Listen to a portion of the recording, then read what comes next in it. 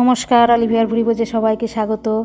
আজকে সানডে, ছুটির দিন, তাই আমার হাজব্যান্ড আমাকে নিয়ে একটা ক্যাফেতে গেল। হ্যাঁ, এই ক্যাফেটা নতুন করেছে, এপ্রিল ক্যাফে নাম।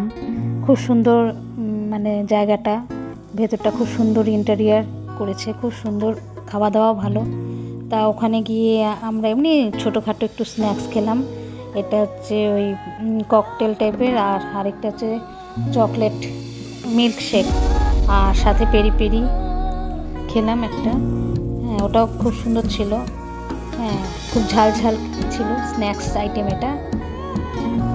দিয়ে একটু বসে গল্প আড্ডা করে চলে এলাম।